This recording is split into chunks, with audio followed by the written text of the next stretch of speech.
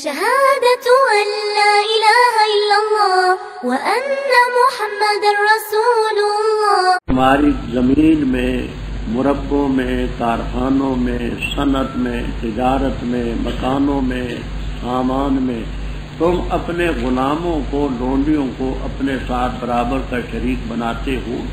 ہے ایسی بات. میں نے عرض کیا تھا کہ تم میں اور غلاموں میں فرق صرف اعتباری حقیقی فرق ہے.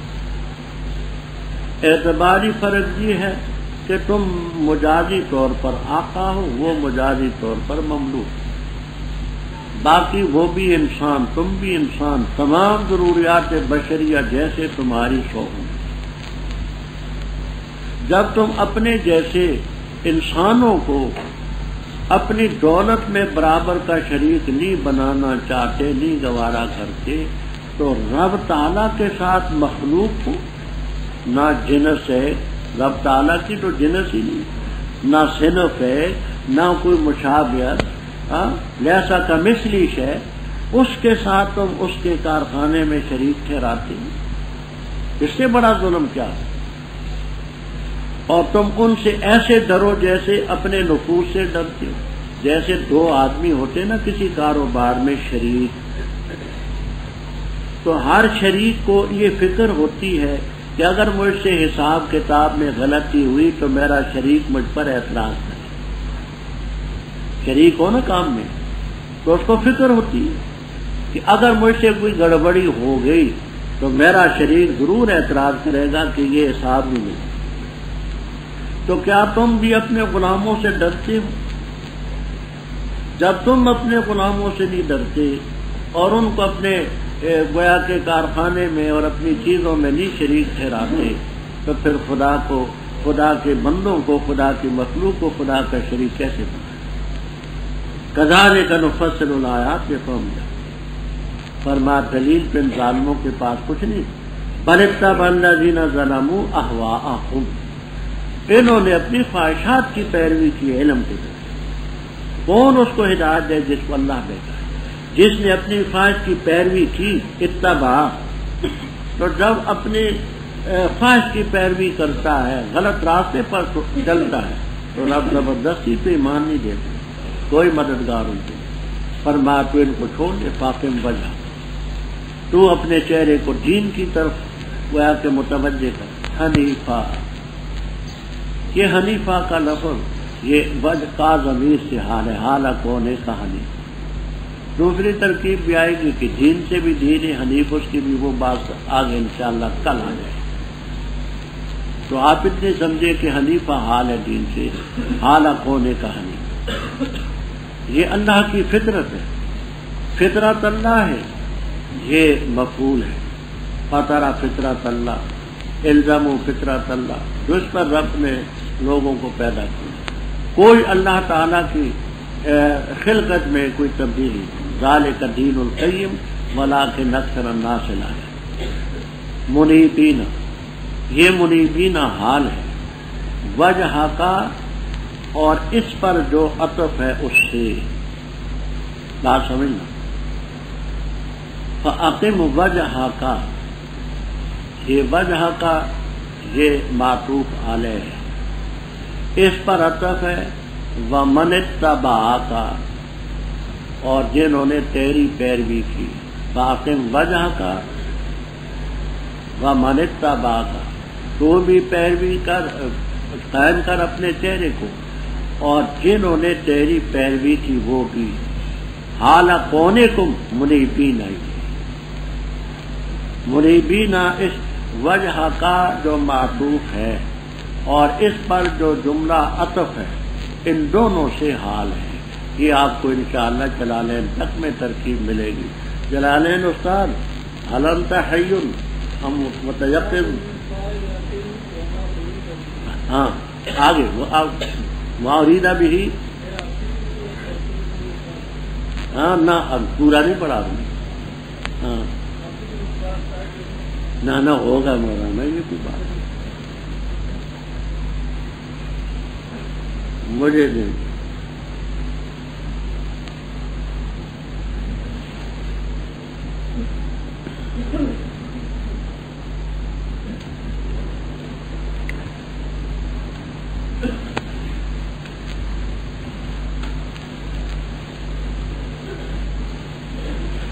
یہ دیکھیے فرماتے ہیں منیبین اے راجعون الیہ تعالی فیما امر به ونہی حال من فاعل اقیم وما ارید به اے اقیمو اوپر وہ بیان کر گئے ہیں انتا و من اتبعک، تو انتا و من اتبعک جو ہے معطوف الیہ، اس سارے سے یہ حال ہے دونوں چیزوں سے۔ اچھا اب ایک بات یہاں اور سمجھیں، وہاں کالج میں درس ہو رہا تھا، گورنمنٹ کالج گکھر میں، ان دنوں اخبارات میں کچھ ایسے مضامین آئے تھے کہ جنس کی تبدیلی، لڑکا لڑکی بن گئی اور لڑکی لڑکا بن گیا، کچھ اخبارات میں یہ مضامین آئے تھے۔ ایک صاحب اٹھے، کہنے لگے مولانا آپ کہتے ہیں کہ اللہ کی لا تبدیل لخلق اللہ، اللہ کی خلقت میں کوئی تبدیلی نہیں ہے، حالانکہ فلاں اخبار میں فلاں میں فلاں میں فلاں میں لکھا ہے کہ لڑکا لڑکی بن گئی اور لڑکی لڑکا بن گیا، تو تبدیلی تو ہوگی۔ تو یہ فطرت اللہ التی فطر الناس علیہا لا تبدیل لخلق اللہ، تو یہ آیت تو اس چیز کے اور یہ چیز آیت کے خلاف۔ تو میں نے کہا دیکھیے آپ غلط فہمی کا شکار، غلط فہمی کا شکار کیوں ہیں؟ اس مقام پر رب تعالیٰ نے جس چیز کو فطرت اللہ سے تعبیر کیا وہ دین ہے، دین فاقم وجہک للدین حنیفا فطرت اللہ التی لا تبدیل فطر الناس علیہا لا تبدیل لخلق اللہ ذالک الدین القیم۔ جہاں دین کا ہے، یعنی کہ کبھی توحید ہو کبھی نہ ہو، کبھی رسالت مانو کبھی نہ مانو، کبھی قیامت مانو کبھی نہ مانو، جہاں جس فطرت کا ذکر ہے وہ ہے دین۔ اور بخاری شریف میں بھی مسلم میں بھی روایت ہے کہ کل مولود یولد علی الفطرۃ فابواہ یحودانہ وینصرانہ ویمجسانہ۔ تو اس فطرت سے جو قرآن اور حدیث میں ہے دین مراد ہے، پہلے بھی دین کا لفظ ہے، آگے بھی ذالک دین القیم۔ اس سے وہ تبدیل جنس کا مسئلہ نہیں ہے کہ آپ لڑکے کو لڑکی بنا دیں کسی اصول سے بن جائے، اس کے خلاف نہیں ہے، یہ فطرت سے جان دین۔ فرمایا منیبین الیہ، اور ڈرو اللہ سے اور نماز قائم کرو اور نہ ہو تم شرک کرنے والوں سے۔ بات غیر متعلق بھی ہے اور طویل بھی ہے، میں اس کو چھیڑتا نہیں، صرف مختصر سی بات عرض کرتا۔ کوئی مرد ہو یا عورت ہو، بالغ ہونے کے بعد دیدہ دانستہ نماز چھوڑے تو امام احمد ابن حنبل رحمہ اللہ تعالی فرماتے وہ کافر۔ بقیہ ائمہ ثلاثہ اس کو کافر نہیں کہتے، گناہگار سمجھتے۔ اچھا، سزا کے متعلق تین امام فرماتے ہیں کہ اس کی سزا قتل۔ امام احمد رحمہ اللہ تعالیٰ فرماتے اس لیے کہ مرتد ہو، مرتد کی سزا قتل۔ امام مالک اور امام شافعی رحمہ اللہ تعالیٰ فرماتے ہیں کہ یہ قتل تعزیری ہے، قتل تعزیری۔ فتح الباری، نووی شرح مسلم، عمدۃ القاری، ارشاد الساری، شامی وغیرہ وغیرہ وغیرہ وغیرہ سب کتابوں میں مسلم۔ امام ابو حنیفہ رحمہ اللہ تعالیٰ فرماتے ہیں کہ اس کو قید کیا جائے، سچے دل سے توبہ کرے تو جیل سے نکالو، حتیٰ یتوبہ او یموتا، یا وہی مرے، اس کے ناپاک قدموں سے زمین کو۔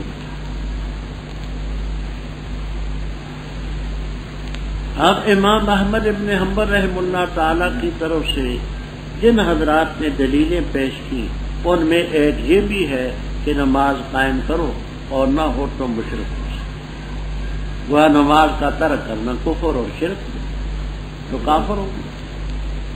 اور ایک حدیث ہے من ترک الصلاۃ متعمدا فقد کفر جہارا، یہ الجامع الصغیر للسیوطی میں روایت ہے اور قال اسنادہ صحیح، سے استدلال کیا۔ لیکن ائمہ ثلاثہ کی طرف سے یہ کہا گیا کہ دونوں دلیلیں تکفیر کے لیے ناکام ہیں۔ کیوں؟ اس لیے کہ یہاں دو حکم ہیں۔ مولانا کیا بات ہے، آج رمضان تو ابھی نہیں شروع ہوا، خیر تو ہے، گرے ہیں اللہ کا، اچھا اللہ کا۔ آپ کہاں سے آتے ہیں؟ روزانہ لاہور سے آتے ہیں؟ اچھا، تو یہ کیسے گرے آپ؟ یہ پھٹے ہوئے کپڑے ہوتے ہیں اللہ کا۔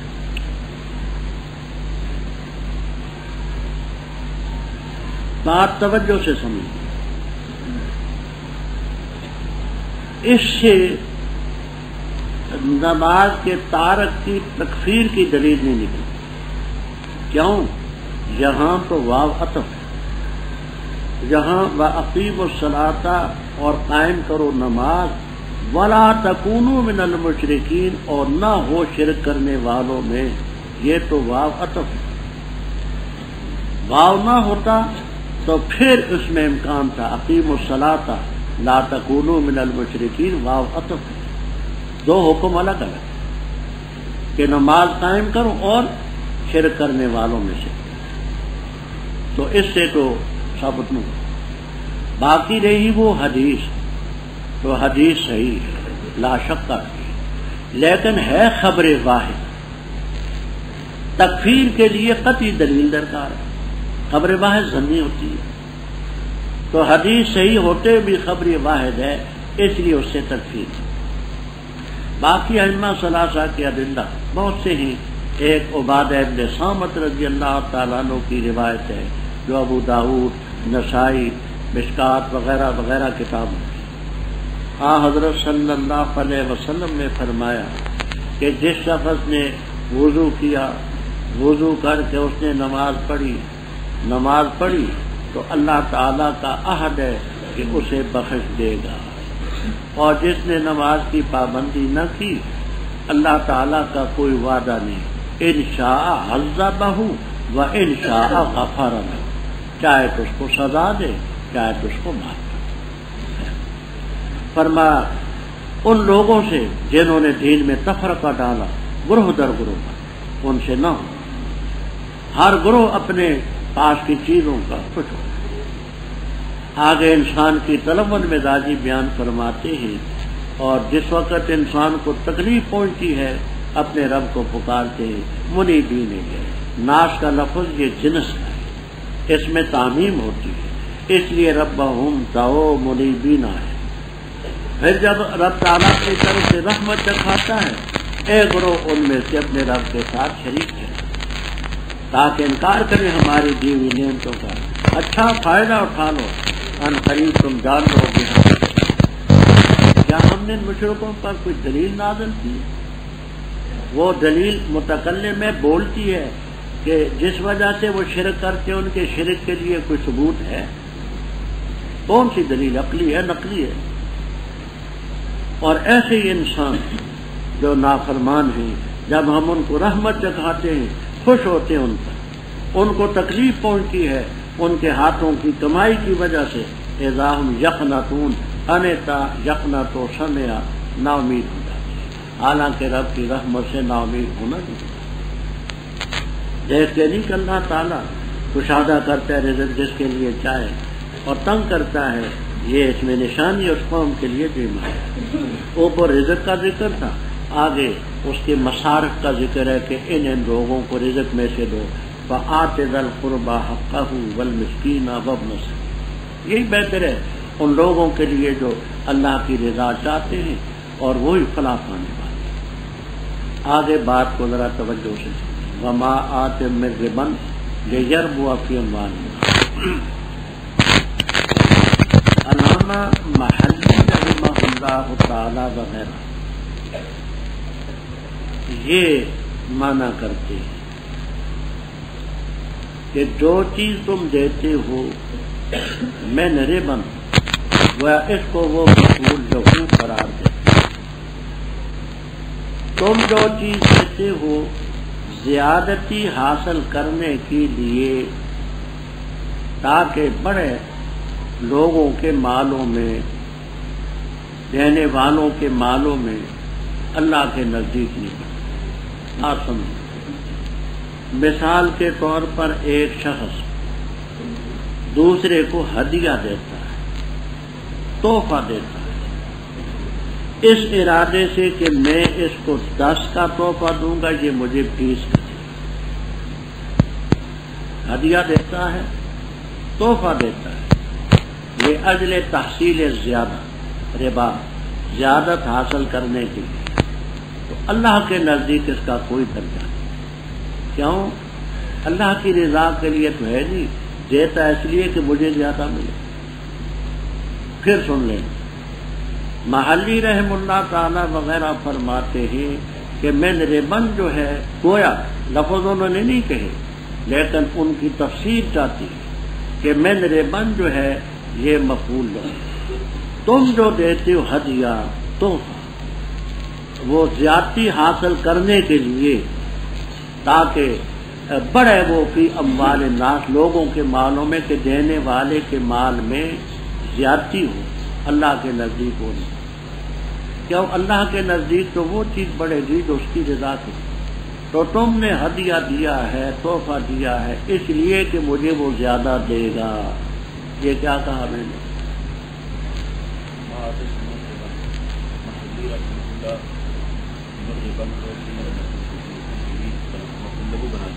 اور مانا کرتے ہیں کہ جو ہدیہ تم دیتے ہو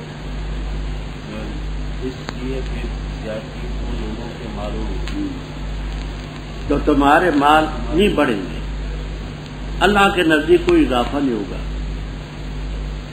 یہ بات آپ نے سمجھ لی۔ صاحب جلالین مجھے جلالین مجھے دینا بات آپ سن۔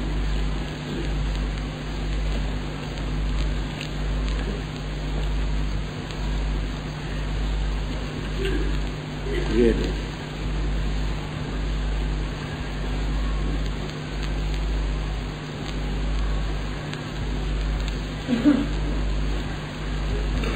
محلی رحمہ اللہ تعالی یہ فرماتے وما آتیتم من ربا بأن یؤتی شیئا ہبۃ او ہدیۃ لیطلب اکثر منہ۔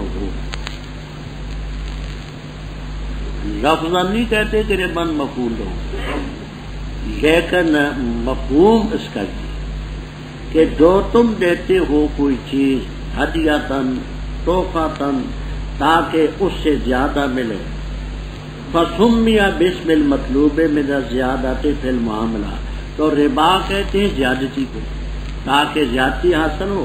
لیربو فی اموال الناس المعطین، دینے والوں کے مال میں اضافہ ہو، ناس سے یہاں دینے والے، فلا یربو عند اللہ، اللہ کے یہاں لا ثواب فی للمعطین، کیونکہ نیت صاف۔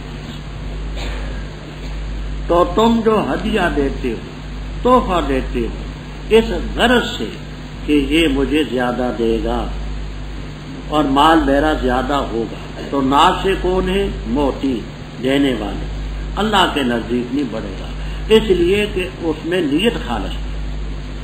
نیت تو ہماری یہ ہے کہ اس سلسلے میں مجھے زیادتی ہو، تو اللہ کے یہاں فائدہ تو اس کو ہوگا جو نیت اخلاص کرو۔ اچھا، صاحب مدارک رحمہ اللہ تعالی وغیرہ یہ تفسیر کرتے ہیں وما آتیتم من ربا لآکلۃ الربا، جو تم دیتے ہو سود، سود خواروں کو،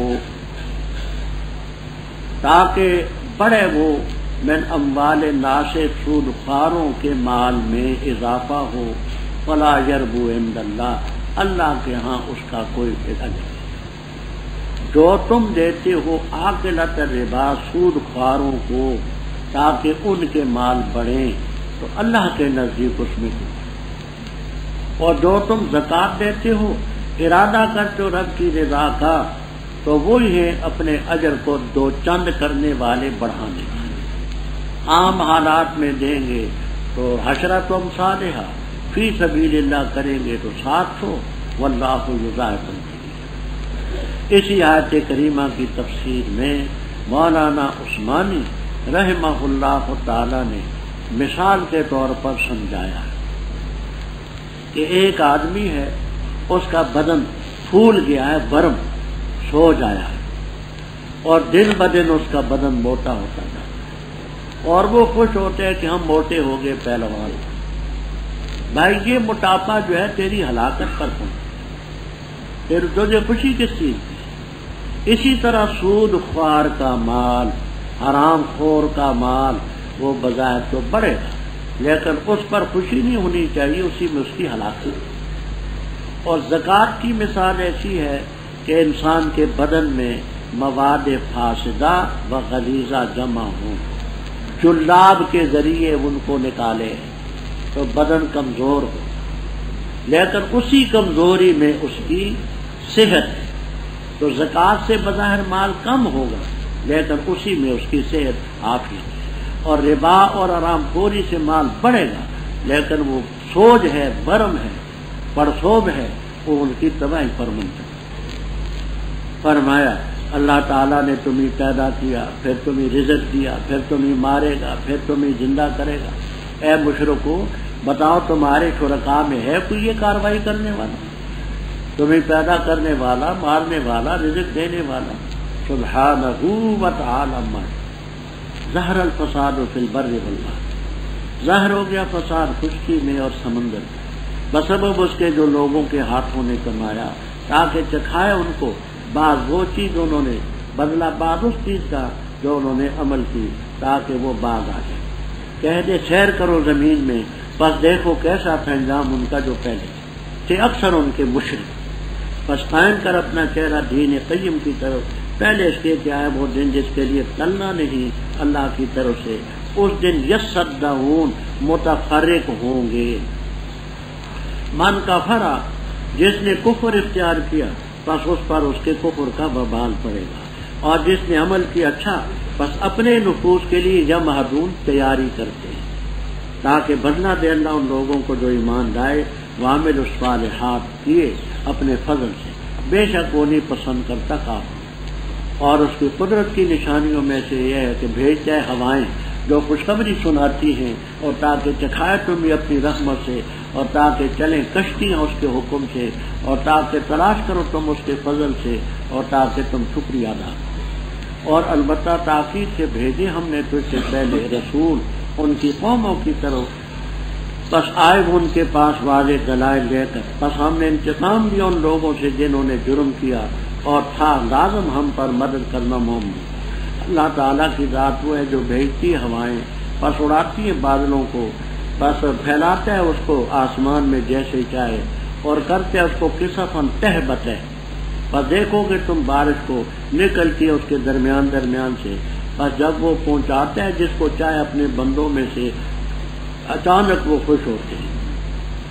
اور تحقیق سے تھے اس سے پہلے کہ اتاری جائے ان پر اس سے پہلے لمبلسین، البتہ نو میں، پر دیکھ اپنے رب کی رحمت کے آثار کو کیسے زندہ کرتے ہے زمین کو اس کے مر چکنے کے بعد، بے شک یہی رب لمحی الموتیٰ، مردوں کو زندہ کرے گا، وہ علی کل شیء۔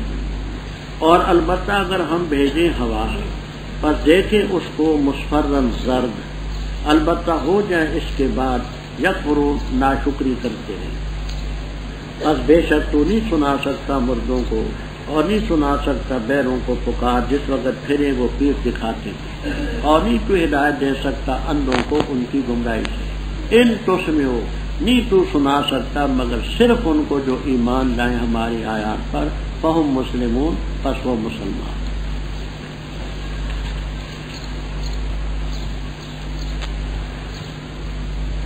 اوپر شرک کا ذکر تھا، آگے اسی شرک کا نتیجہ بتلاتے ہیں کہ زمین میں یہ فساد پھیلا، اکثر مشرک تھے، اللہ نے ان کو تباہ کیا۔ ظہر الفساد فی البر والبحر، یاد رکھنا پہلے تو فی البر والبحر گناہ کم تھے، اور پہلے گناہ پاؤں پر چلتے تھے، ٹٹوؤں پر، اونٹوں پر چلتے تھے، اب گناہ جہازوں پر چلتے ہیں، راستوں پر چلتے ہیں، اب گناہ زیادہ ہیں، اس لیے ظہر الفساد فی البر والبحر والفضاء والخلاء وتحت البحر وتحت الارض، اب گناہ سب فساد نیچے، فضا میں ہے، خلا میں ہے، ہر جگہ فساد ہی فساد۔ یہ لوگوں کے ہاتھوں کی کمائی، تاکہ اللہ تعالیٰ چکھائے ان کو جزاء بعض الذی عمل، جو عمل انہوں نے کیا اس کا بعض بدلہ، سارا نہ،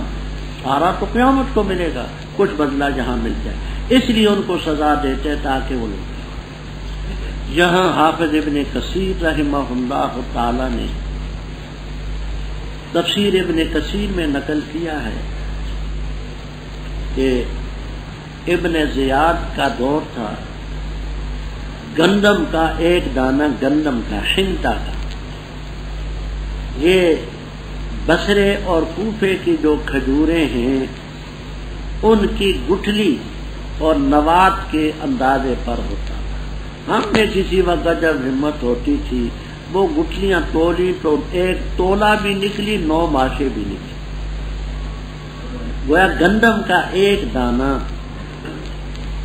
وہ ایک تولے، 5 دانے چھٹان، اور اوپر لکھا تھا کہ نوبتت فی زمان العدل، عدل کے زمانے میں یہ پیدا، یہ ابن کثیر میں اسی مقام تھا۔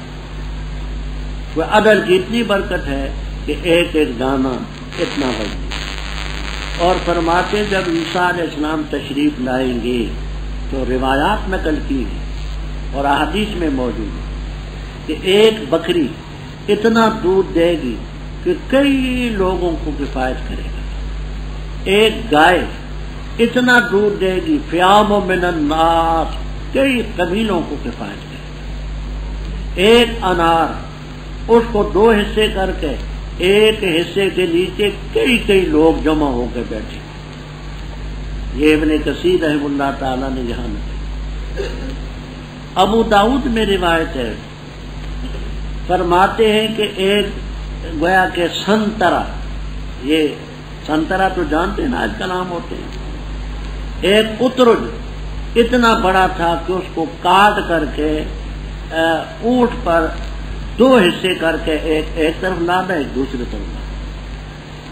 اور ترمذی میں امام ترمذی رحمہ اللہ تعالیٰ فرماتے ہیں کہ خود میں نے مصر میں ایک تر دیکھی، 13 اشبار، 13 بالشت لمبی تر، پوری بھینس جتنی اور پوری کڑی جتنی۔ یہ عدل اور انصاف کا بڑا اثر۔ یہاں 1-2 واقعے اور بھی سن لیں عدل انصاف۔ حافظ ابن کثیر رحمہ اللہ تعالی البدایہ والنہایہ میں عمر ابن عبدالعزیز رحمہ اللہ تعالی کے واقعات میں لکھتے ہیں کہ موسیٰ ابن آیون ایک بزرگ تھے، بڑے غریب دیندار، کوئی کام نہیں جانتے تھے، وہ بکریوں کا دودھ نکالتے تھے، اونٹنیوں کا، بکریوں کا، گاؤں کا دودھ نکالتے۔ انہوں نے سنا کہ ایک بڑا لشکر آیا ہے باہر بھیڑ بکریوں کا، تو وہاں گئے کہ مجھے اکٹھی بکریاں مل جائیں گی، دودھ دوں گا، 1 پیسہ وہ لیتے تھے مثلا فی بکری۔ جا کر ان سے کہنے لگے کہ میرا کام ہے دودھ نکالنا، اگر آپ کی بکریوں میں دودھ ہو تو میں نکال دوں گا، فی بکری 1 پیسہ مثلا لوں۔ انہوں نے کہا ٹھیک ہے ہمارے پاس، اچھا ہوا تو آ گیا، ہم تو تھکے ہوئے ہیں۔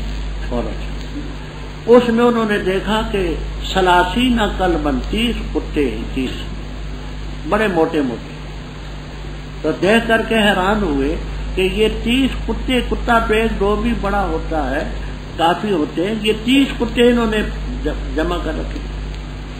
تو تو پوچھا کہ تم نے یہ 30 کتے کیوں رکھے، اتنے کتے کیا کرتے؟ وہ آپس میں ایک دوسرے کو دیکھ کر کے ہنسنے کہ یہ سمجھا نہیں۔ کہنے لگے یہ کتے تو نہیں ہیں، یہ تو ذیابن بھیڑیے ہیں، بھیڑیے شرمخے ہیں۔ یہ حیران ہوئے کہ بھیڑیے بکریوں میں کیوں پھرتے؟ پوچھا کہ بھیڑیوں کا اور بھیڑوں کا بکریوں کا آپس میں کب سے صلح کا معاملہ ہے؟ انہوں نے کہا تجھے معلوم نہیں ہے کہ خلیفہ راشد عمر بن عبد العزیز رحمہ اللہ تعالی زندہ ہے۔ پھر ایک رات ایسا ہوا کہ ان چرواہوں میں سے ایک نے آواز دی کہ ہدا ذئب والا شاۃ، بھیڑیے نے بکری پر حملہ کیا۔ سب رونے لگے، کہنے لگے مات الرجل صالح، نیک آدمی مر گیا، اگر وہ نہ مرتا تو بھیڑیے کو ہمت نہ ہوتی بکریوں کی۔ یہ واقعات نقل کی حافظ ابن کثیر رحمہ اللہ تعالی نے البدایہ والنہایہ میں حضرت عمر ابن عبد العزیز کے واقعات میں رحمہ اللہ۔ اور ایک واقعہ ہم نے الامامۃ والسیاسہ لابن قتیبہ دینوری میں پڑھا ہے، الامامۃ والسیاسہ لابن قتیبہ دینوری۔ اس میں یہ لکھا ہے کہ مدینے کے کچھ تاجر شام کے علاقے تجارت کے لیے روانہ، تو شام کی سرحد پر ایک امیر تھا بڑا سخی، وہ جو مدینے سے آتے لوگ بڑی خدمت کرتے، صبح کو بکری ذبح کی، دوپہر کو کی، رات کو کی، تو ان کی بڑی عزت کی کہ مدینے سے آئے ہوئے ہیں۔ ایک دن ایسا ہوا کہ چرواہا آیا اور کہنے لگا یا سیدی، اے میرے سردار، آج بھیڑیے نے بکری پر حملہ کیا اور بکری کو چیر پھاڑ دی۔ فبکا بکاء شدیدا، وہ جو تھا مہمان نواز وہ رونے لگا، اتنا رویا کہ ہم لوگ متعجب تھے کہ روزانہ بکریاں تو خود ذبح کرتا ہے، صبح دوپہر شام، تو ایک بکری کو اگر بھیڑیا کھا گیا تو رونے کی کیا وجہ؟ کافی دیر کے بعد ہم نے پوچھا کہ حضرت بکریاں تو آپ خود ذبح کرتے ہیں، ایک کو اگر بھیڑیا لے گیا تو کیا بھیڑیے کے لیے نہیں رو رہا؟ اس لیے روتا ہوں کہ اللہ کا نیک بندہ خلیفہ دنیا سے رخصت عمر ابن عبد العزیز رحمہ اللہ تعالی۔ ڈائری پر لکھا تاریخ، اس زمانے میں خبریں دیر سے پہنچی تھی، چنانچہ اس کی فراست ایمانی صحیح ثابت ہوئی۔ سچ مچ وہ جس وقت بھیڑیے نے حملہ کیا تھا اسی وقت عمر ابن عبد العزیز رحمہ اللہ تعالی دنیا سے رخصت۔ عدل اور انصاف بڑی ہے۔ ظہر الفساد فی البر والبحر، خشکی میں سمندر میں لوگوں کے ہاتھوں کی کرتوتوں کی وجہ سے فساد برپا ہے، ظاہر ہو، تاکہ چکھائے ان کو جزا بعض الذی عمل، بعض عملوں تاکہ وہ بعض۔ تو کہہ دے سیر کرو زمین میں، دیکھو پہلے لوگوں کا کیا انجام تھا، کانا اکثرہم مشرکین، اکثریت مشرکوں، لہذا تو اپنے چہرے کو دین کی طرف قائم کر، دین قیم، اس سے پہلے کہ وہ دن آئے لا مرد لہ، کوئی ٹلنا نہیں اس کے لیے، ضرب بھی قرار دیا ٹلنے کی جگہ۔ اس دن لوگ یصدعون، گروہ در گروہ ہوں گے، جس نے کفر کیا تو اس پر کفر کا وبال پڑے گا، جس نے نیک عمل کیے تو اپنے نفوس کے لیے یمہدون، تیاری کرتے ہیں، تمہید باندھتے ہیں، تیاری کرتے ہیں۔ لے یجزیا، یہ نام کس کے متعلق ہے؟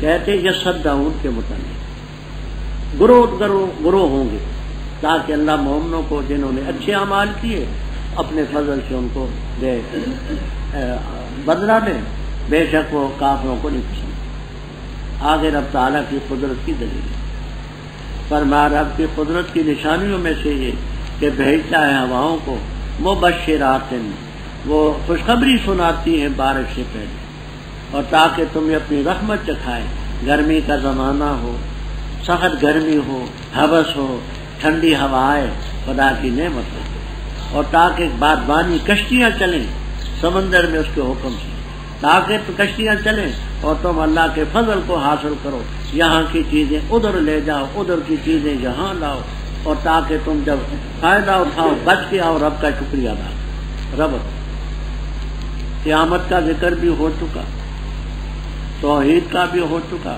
اب رسالت کا مسئلہ ہے، کیونکہ منکرین رسالت کو بھی سختی سے رد کرتے تھے۔ فرمایا وَلَقَدْ أَرْسَلْنَا مِن قَبْلِكَ رُسُلًا، صرف تجھے نہیں، ہم نے تجھ سے پہلے بھی رسول بھیجے۔ رسالت بھی ایک مسلم مسئلہ ہے، پیغمبر واضح دلائل لائے، بس ہم نے انتقام لیا ان لوگوں سے جنہوں نے جرم کیا۔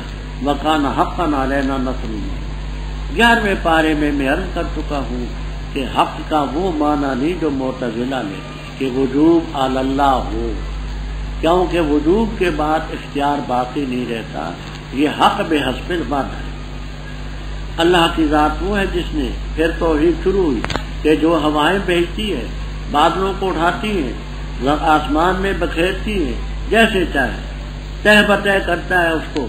دیکھو کہ بارش کو درمیان درمیان سے نکلتی ہے، جب اپنے بندوں کو چاہتے ہیں وہ پہنچاتے ہیں تو وہ خوش ہوتے ہیں۔ وَإِن كَانُوا، اس لفظ کو سمجھیں۔ علامہ بغوی رحمہ اللہ تعالی معالم التنزیل والے اور محلی رحمہ اللہ تعالی ان کا معنی کرتے ہیں قد کے، قد معنی کرتے ہیں وقد کانو، اور تاکید سے تھے وہ اس سے پہلے کہ ان پر یہ بارش اتاری جاتی، من قبل، یہ تاکید ہے اس بارش کے نزول سے پہلے نا امید۔ تو بغوی رحمہ اللہ تعالی معالم التنزیل والے اور محلی رحمہ اللہ تعالی جلالین کے دوسرے حصے والے ان کے معنی قد کے کرتے۔ بعض مفسرین ان کے پیچھے پڑ گئے، فرماتے ہیں کہ قد کا لفظ لغت میں تو ان کا لفظ قد کے معنی میں نہیں آتا، تو یہ دونوں بزرگ کیوں ان کے معنی قد کے کر گئے؟ میں بڑا وہمی ہوتا تھا، میں نے لغت کی کتابیں تلاش کی تو قاموس میں بھی ملا، تاج العروض میں بھی ملا، وہ فرماتے کہ ان بمعنی قد کے ہے۔ وقد ورد فی القرآن، قرآن میں ان نفعات الذکر، قد نفعات الذکر، قاموس لغت کی مشہور کتاب، تو کہتے ہیں ان بمعنی قد کے ہے، ان نفعات ذکر میں ان کو معنی میں قد کے لیتے ہیں، تحقیق سے فائدہ دیتی ہے، نصیحت۔ دوسرے حضرات کہتے ہیں کہ ان مخففہ ہے من المثقلہ، وَإِنَّهُ، اور بے شک شان یہ ہے کہ تھے وہ اس سے پہلے کہ بارش ان پر اتاری جاتی، اس سے پہلے البتہ نہ ہوتی۔ دیکھ اپنے رب کی رحمت کے آثار کو، کیسے زمین کو مر چکنے کے بعد زندہ کرتا ہے، یہی رب مردوں کو زندہ کرے گا، ہر چیز پر۔ فرمایا اگر ہم بھیجیں ان پر ہوا، فَرَأَوْهُ مُصْفَرًّا، یہ ہو کی ضمیر کدھر جاتی ہے؟ تو تلخیص المفتاح، مختصر المعانی وغیرہ وغیرہ معانی اور بدی کی کتابوں میں ہے، اس کو کہتے ہیں اقتضاب۔ اقتضاب کا یہ معنی ہے کہ پہلے ایک چیز ذکر ہو اور ضمیر اس کے متعلق سے وابستہ ہو، اس کی طرف نہ لوٹے بلکہ اس کے متعلق کی طرف لوٹے۔ علم بدی والے اس کو اقتضاب کہتے ہیں۔ اب یہاں کیا ہے؟ وَلَئِنْ أَرْسَلْنَا رِيحًا فَرَأَوْهُ، ہو کی ضمیر راجع بسوے اثر ریح، ریح کا اثر جو نبات ہے، کیونکہ خود ریح تو ہے مؤنث،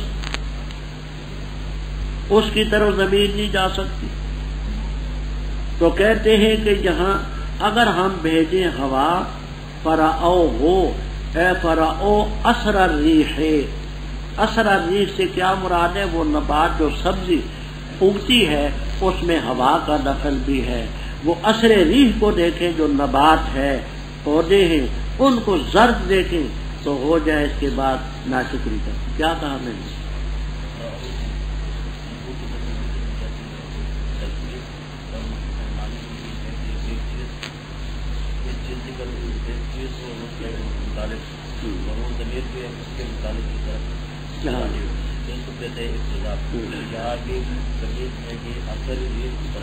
ریح کی طرف نہ بلکہ فراؤ اے اثر ریح، وہ جو اثر ہے ریح کا نبات، اس کو دیکھیں زرد، تو پھر ناشکری فإنک لا تسمع الموتى ولا تسمع ثم الدعاء اذا ولوا مدبرین، اور نہیں تو ہدایت دے سکتا ان لوگ ان کی گمراہی سے، نہیں تو سنا سکتا مگر میں یؤمن بآیاتنا فهم مسلمون، بقدر ضرورت بات میں کر چکا ہوں، دوبارہ اعادہ کی ضرورت۔ اللہ الذی، اللہ کی ذات وہ ہے جس نے تمہیں پیدا کیا من ضعف، کمزوری سے، پھر بنائی کمزوری کے بعد قوت، پھر بنائے قوت کے بعد ضعف کمزوری، و شیبہ اور بڑھاپا، پیدا کرتا ہے جو چاہے، اور وہ علیم ہے قدیر ہے۔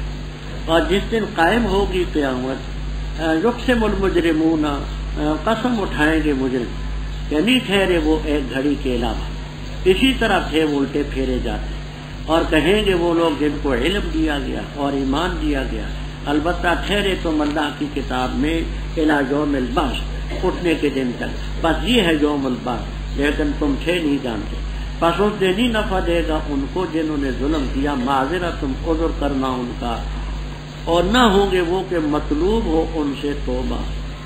اور البتہ تاکید سے بیان کی ہم نے لوگوں کے لیے اس قرآن میں ہر قسم کی مثال، اور البتہ لائے تو ان کے پاس کوئی نشانی تو ضرور کہہ دیں گے وہ جو کافر ہیں، نہیں ہو تم مگر مبتلون، باطل پر چلنے والے۔ اسی طرح مہر لگاتے اللہ تعالیٰ ان لوگوں کے دلوں پر جو نہیں جانتے، اور صبر کر، بے شک اللہ کا وعدہ حق ہے۔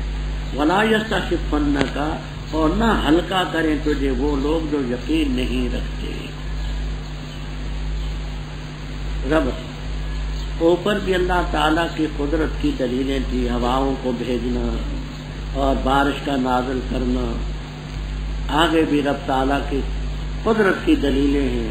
دیکھتے نہیں رب نے تمہیں پیدا کیا من ضعف، بچہ جب پیدا ہوتا ہے نہ چل سکتا ہے، نہ پھر سکتا ہے، نہ بول سکتا ہے، دوسروں کا محتاج۔ پھر اس ضعف کے بعد رب نے قوت پیدا کی، جب جوان ہوتا ہے تو جوانی میں اس میں قوت آتی ہے، پھر اس قوت کے بعد اللہ تعالیٰ پھر کمزوری کرتا ہے، بڑھاپا۔ یہ کون کرتے ہے؟ رب ہی تو کرتے ہے۔ یہ آگے جو نہر آپ کو نظر آئے، قریب نہر ہے کہ ہمیں یاد ہے سن 1934 کے لگ بھگ اس کے پل کے اوپر سے کھڑے ہو کر کے نہر کے اندر چھلانگ لگاتے، یہ 18-19 فٹ کی گہری نہر، اور کبھی تیر کے ادھر چلے جاتے، کبھی ادھر نیچے سے ریت نکالتے۔ اب اس پل کے اوپر سے جاتے گاڑی پر تو کامتے ہیں کہ ہاں وہ زمانہ بھی تھا کہ اوپر سے چھلانگ لگاتے تھے، نیچے جا کر کے ریت نکالتے تھے، تیرتے تھے، وہ قوت کا زمانہ تھا۔ یہ ذوفن و شیبہ تھا۔ یخلق ما یشاء وهو العلیم القدیر۔ جب قیامت قائم ہوگی تو مجرم قسمیں اٹھائیں گے، کیا کہیں گے کہ ہم نہیں ٹھہرے ایک گھڑی کے علاوہ۔ کوئی بن نہار کہے گا، کوئی یوم کہے گا، کوئی عشیتن کہے گا، کوئی ضحیٰ کہے گا، سب باتیں 16ویں پارے میں عرض کرتے۔ اسی طرح الٹے پھیرے جا رہے تھے، جیسے یہاں ان کی رائے درست ہے، دنیا میں بھی رائے غلط۔ اہل علم کہیں گے، اہل ایمان کہیں گے کہ تم ٹھہرے رہے اللہ کی کتاب میں، نوشت میں، الی یوم البعث، یہ ہے یوم البعث، لیکن تم نہیں جانتے۔ اور سے عذر تو بڑا کریں گے، کبھی کہیں گے ربنا غلبت علینا شقوتنا، کبھی کہیں گے اخرجنا منها فإنا كنا ظالمون، کبھی کہیں گے لو كنا نسمع ونعقل ما كنا في اصحاب السعیر، کبھی کہیں گے ابھی آئے گا کہ یہ ہمارے سادات ہیں، بڑے ہیں۔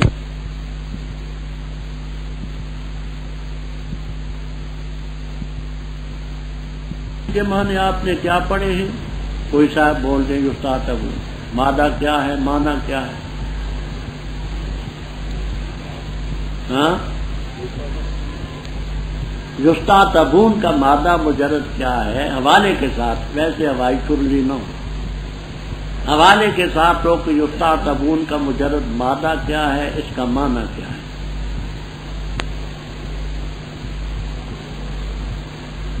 بولیے۔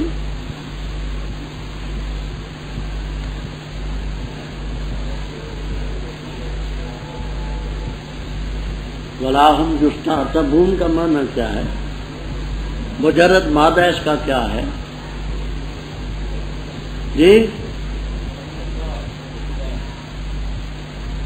ہاں، ذرا بلند آواز سے کہ ان میں سمجھ جاؤں۔ رتبہ، عتبہ کے معنی یہ کیا ہے، سیدھا کیا ہے؟ الرجوع الی ما یرضی اللہ. یہ کس میں لکھا ہے؟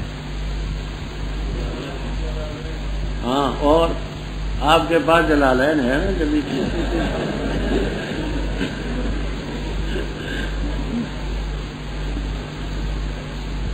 اچھا، تو عتبہ بر وزن بشرا و قدرا مصدر ہے الرجوع الی ما یرضی اللہ. میں نے عرض کیا تھا کہ حضرت شاہ عبد القادر صاحب رحمہ اللہ تعالی اور حضرت شیخ الہند رحمہ اللہ تعالی مانا کرتے ہیں، اور نہ ہوں گے وہ کہ مطلوب ہو ان سے توبہ، توبہ مطلوب نہ ہو. ہم نے انسانوں کے لیے اس مثال میں قرآن میں من کل مثل، من کل مثل کی کیا ترکیب تھی جی؟ من کل مثل کیا ہے؟ ہاں صفت ہے نا، مثلا من کل مثل.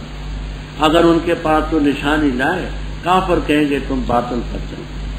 اسی طرح کما طبع اللہ علی قلوب ہؤلاء، اللہ مہر لگاتے ہیں ان کے دلوں پر جو نہیں صبر کر ان کی باتوں پر اللہ کا وعدہ. ولا یستخفنک، ہلکی چیز جو ہوتی ہے خفیف، وہ جلدی سے اپنی جگہ سے ہل جاتی ہے. بوجھل ہو، ثقیل ہو، وہ ہلتی نہیں. تو معنی یہ ہے کہ یہ آپ کو اپنی جگہ سے ہلا نہ دے. توحید، رسالت، قیامت، عقائد، احکام سے ہلا نہ دے، خفیف نہ کرے تجھے جو یقین نہیں رکھتے، اپنی جگہ پر ثابت قدم ہے. بسم اللہ الرحمن الرحیم، الف لام میم. یہ آیتیں کتاب کی جو حکمت سے پوری ہدایت ہے اور رحمت ہے محسنین کے لیے. وہ ہیں جو قائم کرتے ہیں نماز اور دیتے ہیں زکات، اور وہ آخرت پر یقین رکھتے ہیں. وہ لوگ ہیں ہدایت پر اپنے رب کی طرف سے، اور وہ لوگ ہیں مفلح، ہدایت پانے، فلاح پانے والے. اور لوگوں میں وہ بھی ہیں جو خریدتے ہیں کھیل کی باتیں تاکہ بہکائیں اللہ کے راستے سے علم کے بغیر، اور تاکہ بنائے اس راستے کو مسخرہ. وہ لوگ ان کے لیے عذاب ہوگا مہین، رسوا کرنے والا. اور جس وقت پڑھی جاتی ان پر آیتیں ہماری تو پیٹ پھیرتے ہیں تکبر کرتے ہوئے، گویا کہ اس نے سنا ہی نہیں، گویا کہ اس کے دونوں کانوں میں ڈانٹ ہے. بس اس کو خوشخبری سنا دے عذاب علیم. بے شک وہ لوگ جو ایمان لائے اور عمل کیے اچھے، ان کے لیے جنات النعیم ہوں گی، ہمیشہ رہیں گے ان میں. وعدہ اللہ کا سچا، اور وہ غالب ہے حکمت والا.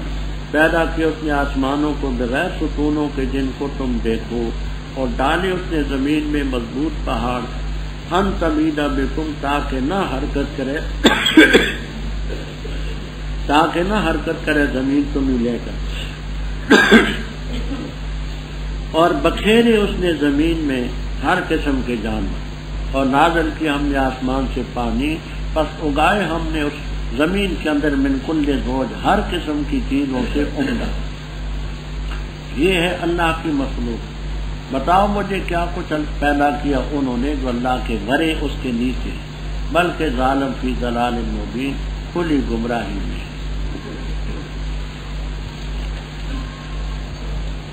تفسیر کبیر اور سبق الغایات وغیرہ میں یہ ربط لکھا ہے کہ پہلی سورت کے آخر میں بھی قرآن پاک کا ذکر تھا. وَلَقَدْ ضَرَبْنَا لِلنَّاسِ فِي هَذَا الْقُرْآنِ، اس میں بھی اس قرآن پاک کی عظمت ہے کہ تِلْكَ آیاتُ الْكِتَابِ الْحَكِيمِ هُدًى لِلنَّاسِ. وہاں بھی دو گروہوں کا ذکر تھا، ماننے والے، نہ ماننے والے. یہاں بھی آگے دو گروہوں کا ذکر ہے، ایک قرآن کو مانتے ہیں، دوسرے نہیں. نام اس کا سورہ لقمان، وہ ابھی اگلے رکوع میں بات آ رہی. الف لام میم کے متعلق بات تو ہوتی. یہ آیت کتاب کی الحکیم گزر چکے. حکیم کے یہ معنی بھی کرتے ہیں کہ محکم ہے، اٹل ہے، اور یہ معنی بھی کرتے ہیں کہ حکمت اور دانائی سے پور. ہدی و رحمۃ للمحسنین. محسنین کون ہیں؟ وہ جو نماز قائم کرتے ہیں، زکات دیتے ہیں، آخرت پر یقین رکھتے ہیں، وہ اپنے رب کی طرف سے ہدایت پر ہیں، اولئک هم المفلحون۔ اب نہ ماننے والوں کا کیا؟ تمام تفسیروں میں آپ کو ملے گا۔ مکہ مکرمہ میں ایک شخص تھا، نضر ابن حارث اس کا نام تھا، نضر زواج کے ساتھ، نضر ابن حارث، تاجر آدمی تھا۔ یہ عراق کے علاقے میں ہیرا ایک مقام تھا، ہیرا اس وقت کی بین الاقوامی منڈی تھی، وہاں جا کر کے سودا بیچتا خریدتا۔ اس کے پاس لونڈیاں بھی تھی، بڑی خوش آواز خوش الحان تھی۔ اس نے وہاں سے کچھ ناول خرید کر کے لایا تھا اور ان لونڈیوں کو کہتا تھا کہ تم جہاں حضرت صلی اللہ علیہ وسلم قرآن پڑھتے، آپ کے صحابہ قرآن سناتے، یہ قریب ہی مجمع لگا دیتا اور ان لونڈیوں کو کہتا کہ تم گاؤ اور بجاؤ۔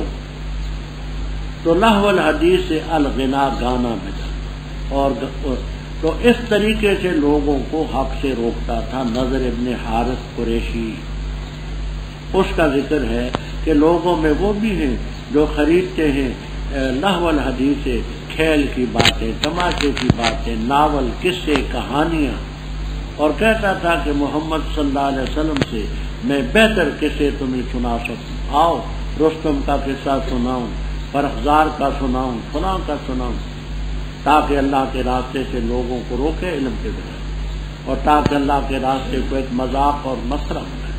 وہ لوگ ان کے لیے عذاب مہین۔ جب ان پر ہماری آیتیں پڑھی جاتی ہیں تو واللہ مستکبر، پیٹھ پھیرتے ہیں، تکبر کرتے ہیں، ایسے گویا سنا نہیں۔ مطلب یہ کہ سنا تو ہوتا ہے لیکن نہ مانا تو سنی ان سنی برابر کر دی، ایسے جیسے کانوں میں ڈانٹے ہیں۔ اب فائدہ نہ ہوا سننے کا تو پھر کیا؟ وبشر عبادہ، بخلاف اس کے جو ایمان لائے، عمل اچھے کیے، ان کے لیے جنات تو نہیں ہوں گے خالدین فیہا، وعد اللہ حقا، ترکیبیں گزر چکی ہیں، وہ راضی ہو۔ آگے فرمایا اللہ تعالیٰ نے اپنی توحید کے دلائل پیش کیے، اور ظالموں اس رب کا تم انکار، اس کے حکموں کا انکار کرتے ہو جس نے آسمانوں کو پیدا کیا بغیر حمد۔ گزر چکے ہیں کہ اماد ان کی جمع ہے، دو تفسیریں بھی پہلے سن چکے ہیں آج سورۃ الرعد میں۔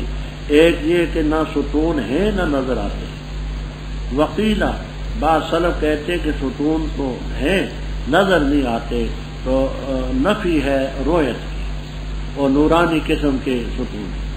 زمین میں پہاڑ ڈالے لے اللہ تمیدہ بکم، تاکہ وہ زمین حرکت نہ کرے تمہیں لے کر، زمین میں ہر قسم کے دعوے پھیلائے، آسمان سے پانی اتارا، اس میں من کل زوج، ہر قسم کی، اس میں سبزیاں اگائی ہیں، سرخ بھی ہیں، سفید بھی ہیں، گرم بھی ہیں، سرد بھی ہیں، مختلف عمدہ۔ فرمایا یہ تو ہے خلق اللہ، آسمان، زمین، پہاڑ، سبزیاں، جانور، یہ تو رب کی مخلوق۔ اے ظالموں تم بتاؤ فارونی ماذا خلق الذین من دونہ، اللہ کے نیچے جو انہوں نے کیا پیدا کیا، بل الظالمون فی ضلال۔ اور البتہ تاکید سے دی ہم نے لقمان رحمہ اللہ تعالیٰ کو حکمت دانائی، یہ کہ شکریہ ادا کر اللہ کا، اور جس نے شکریہ ادا کیا پر پختہ بات ہے وہ شکریہ ادا کرے گا اپنے نفس کے لیے، اور جس نے ناشکری کی پس بے شک اللہ غنی ہے حمید قابل تعریف۔ اور جب کہا لقمان نے اپنے بیٹے سے اور اس کو نصیحت کر رہا تھا، اے میرے پیارے بیٹے لا تشرک باللہ، اللہ تعالیٰ کے ساتھ کسی چیز کو شریک نہ کرے، بے شک شرک البتہ ظلم عظیم ہے۔ اور تاکید کی ہم نے انسان کو اس کے والدین کے بارے میں، اٹھایا اس کو اس کی ماں نے وہنن، کمزوری پر کمزوری میں کمزوری پر، اور اس کا دودھ چھڑانا کیا میں نے 2 سالوں، یہ کہ میرا شکریہ ادا کر، اور والدین میری طرف ہے المصیر لوٹنا۔ اور اگر وہ جاہدہ کا کوشش صرف کریں تجھ پر اس بات پر کہ تو شریک ٹھہرائے میرے ساتھ اس چیز کو جس کا تجھے کچھ بھی علم نہیں، پس نہ ان کی اطاعت کرنا، اور ساتھی بنا رہے ان کا پھر دنیا میں معروف اچھے طریقے سے، اور پیروی کر سبیل من اناب الیہ، اس کے راستے کی جس نے میری طرف رجوع کیا، پھر میری طرف ہے تمہارا لوٹنا، پس میں خبر دوں گا تمہیں اس چیز کی جو تم کرتے ہیں۔ اے میرے پیارے بیٹے، انہا بے شک وہ خصلت سیئہ اگر ہو برابر ایک دانے کے رائی کے، بس ہو وہ چٹان میں یا آسمانوں میں یا زمین میں، اس کو اللہ لے آئے گا۔ بے شک اللہ تعالیٰ باریک بین خبردار ہے۔ اے میرے پیارے بیٹے، نماز قائم کر، حکم کر نیکی کا، منع کر برائی سے، صبر کر ان مصائب پر جو تجھے پہنچتی ہے، بے شک یہ پختہ کاموں میں سے۔ ولا تصاعد، اور نہ تو مائل کر پھیر اپنے رخسارے کو لوگوں سے، اور نہ چل تو زمین میں اکڑتا ہوا، بے شک اللہ تعالیٰ نہیں پسند کرتا کسی بھی تکبر کرنے والے، فخور شیخی مارنے والے۔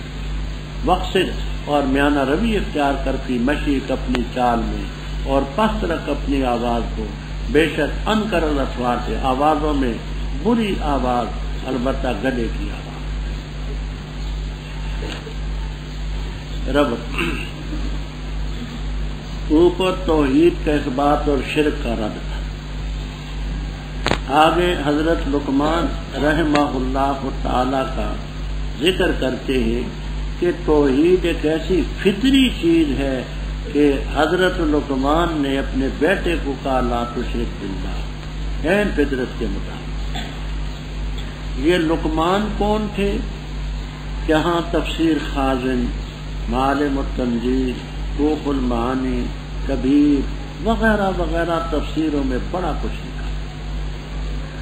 محقق بات یہ ہے کہ جمہور کے نزدیک یہ پیغمبر نہ تھے، صرف اکرمہ رحمہ اللہ تعالی جو ابن عباس رضی اللہ تعالیٰ عنہما کے شاگرد تھے، وہ کہتے کانا نبیًا، ان کے علاوہ کوئی صحابی، تابعی، تبع تابعین میں ان کی نبوت کا قائل۔ یہ ایک نیک، متقی، پارسا، مومن اور وقت کے ولی۔ زمانہ تھا ان کا داؤد علیہ السلام۔ داؤد علیہ السلام کو انہوں نے دیکھا، پہلے یہ فتوے دیتے تھے لوگوں کو، شرک کا رد کرتے تھے، توحید کا اثبات کرتے تھے۔ پھر جب داؤد علیہ السلام کو دیکھا، فرمانے لگے پہلے تو میں عقل سے سمجھاتا تھا، اب ضرورت میری خدا کا پیغمبر ہے، جو وہ فرمائے وہ۔ نام تھا ان کا لقمان ابن باور ابن ناحور، لقمان ابن باور ابن ناحور، روح البیان وغیرہ میں یہ نسب نامہ لکھا ہے۔ تو داؤد علیہ السلام کے مذہب سے متقی پرہیزگار تھے، دی ہم نے لقمان کو حکمت، اللہ کا شکر ادا کر، جو شکریہ ادا کرے گا اپنے لفظ کے لیے، ناشکری کرے گا تو رب پرواہ قابل تعالی۔ لقمان رحم اللہ تعالی نے اپنے بیٹے سے، بیٹے کا نام بعض لکھتے ہیں سوران، سا کے ساتھ سوران، بعض لکھتے ہیں مشکم، بعض لکھتے ہیں انہم۔ یہ تفسیروں میں آپ کو یہ ملے، سوران بھی لکھا ہے، مشکم بھی لکھا ہے، انہم بھی لکھا ہے، یہ اس کے نام ہے۔ اب اس میں بھی اختلاف ہے کہ وہ بیٹا مشرک تھا تو اس کو شرک سے روکنے کے لیے کہا، یہ تفسیر بھی آپ کو، یہ تفسیر بھی ملے گی کہ موحد تھا اور مزید توحید پر پکا کرنے کے لیے اس کو نصیحت کی، دونوں تفسیریں ہیں۔ لقمان نے اپنے بیٹے سوران سے کہا، نصیحت کر رہے تھے، یا بنیا، یا یہاں تصغیر کی شفقت کے لیے، اے میرے پیارے بیٹے، اے میری پتری، پنجابی میں کہتے پتری، ہاں پیارے بیٹے، لا تشرک باللہ، اللہ کے ساتھ شریک نہ کر۔ جمہور تو فرماتے ہیں کہ یہ بات جو ہے صلہ ہے تشرک کا، اے لا تشرک باللہ احدن شیئا۔ علامہ عینی رحم اللہ تعالی وغیرہ فرماتے کہ با قسمیہ ہے، مانا کرتے ہیں اے میرے پیارے بیٹے، اللہ کی قسم شرک نہ کریں. لا تشرک باللہ، با کو ہر پہ قسم کراتے. بے شک شرک ظلم عظیم، بہت بڑا ظلم. اچھا، ووصینا الانسان، ہم نے انسان کو تاکید کی والدین کے بارے میں. ماں نے اٹھایا کمزوری پر کمزوری میں. جوں جوں بچہ پیٹ میں بڑھتا جاتا ہے، وزن زیادہ ہوتا ہے، بوجھ بڑھتا ہے، تو اس کو تکلیف ہوتی ہے تبھی ماں. اور دودھ چھڑانا اس کا عموماً 2 سالوں میں. یہ کہ اپنا میرا شکریہ بھی ادا کر، والدین کا بھی. الی المصیر، لوٹنا میری طرف. اور اے انسان، اگر والدین تجھے کفر شرک پر آمادہ کریں فلا تطعہما. کل تفصیل سن چکی ہیں سعد بن ابی وقاص رضی اللہ تعالیٰ عنہ اور ان کی والدہ حضرت حمنا. شریک نہ ٹھہرانا مالک لگنا، ان کی اطاعت نہ کرنا، اور ان کا ساتھی بنا رہنا دنیا میں اچھے تھے. لباس ان کو دے، خوراک دے، رہائش ہو، خدمت کر، شرک نہ کر. اور پیروی کس کی کر؟ واتبع سبیل من اناب. میں نے الکلام المفید میں بحوالہ خاصی بات کی ہے. اتباع، تقلید ایک ہی چیز. تقلید ان کی کر جس نے میری طرف رجوع. جتنے ائمہ تھے سب کے سب منیب الی اللہ تھے، کوئی باغی نہ تھا. تو ان کی پیروی کرو اور ماں باپ کی بات کو کفر شرک نہیں. آنا میرے پاس ہے، خبر دوں گا جو تم کرو. اے میرے پیارے بیٹے، انہا، آپ کو جلالین تک میں ملے گا. انہا الخصلۃ السیئۃ، بری خصلت. بیٹے بے شک بری خصلت اگر دانے رائی کے دانے کے برابر اور وہ کسی چٹان میں ہو مخفی، یا آسمانوں میں ہو یا زمین میں ہو، تو بیٹے اس کو خیال رکھنا، یاتے بے اللہ، اس خصلت سیئہ کو رب ضرور لائے گا. یہ ہے تصوف، کہ اس کو یہ تصوف کا سبق بھی دیا کہ بیٹے اللہ کے ساتھ معاملے کو صاف رکھنا، کوئی بھی گناہ ہو ضرور رب کے سامنے پہ. اللہ باریک دین ہے خدا. آگے اعمال کا سبق. اے میرے پیارے بیٹے، نماز قائم کر، نیکی کا حکم کر، برائی سے منع کر، تکلیفیں پہنچتی ہیں صبر کر، یہ پختہ کام ہے. ولا تصاحب، تصہیر کے 2 معنی آتے ہیں لغت میں. ایک معنی تصہیر کے آتے ہیں مائل کرنا. محلی رحم اللہ تعالی وغیرہ یہ معنی کرتے ہیں ولا تمل، نہ مائل کر اپنا رخسارہ. لام بے معنی ہن کے، لن ناسے میں لام بے معنی ہن کے. لا تمل خدہ کا ہن الناس. مطلب یہ ہے کہ کوئی آدمی تم سے کوئی بات پوچھے تو اپنے رخسارے کو تکبر کرتے ہوئے ان سے مائل نہ کرو کہ میں نہیں بتا. ایک یہ کہ کوئی ہماری طرح بیچارہ تھکا ہوا 4.5 گھنٹے بیٹھا ہو اور اس وقت آپ پوچھیں تو مجھے مجبوراً کہنا پڑے گا ہم تھکے ہوئے. ایک یہ کہ شاش بشاش ہے، ایسے موقع پر کوئی اس سے پوچھے تو اس سے اپنے رخسارے کو پھیرے نہ. تو مانا کرتے لا تمل خدہ کا ہن الناس، لام بے معنی ہن کے. تو لوگوں سے تو اپنے رخسارے کو مائل نہ کر، اعراض. دوسرا معنی ہوتا ہے اپنے رخسارے کو پھلانا، پھول جانا، پڑ ہو. معنی یہ ہے کہ مت اپنی گال کو پھلا لوگوں کے سامنے. یہ معنی کرتے شیخ الہند رحم اللہ تعالی وغیرہ کہ ایسے سلسلے میں کوئی شخص تم سے بات کرتا ہے اور تم بے رخی سے کہتے ہو مجھے کیا معلوم. ایسا نہیں.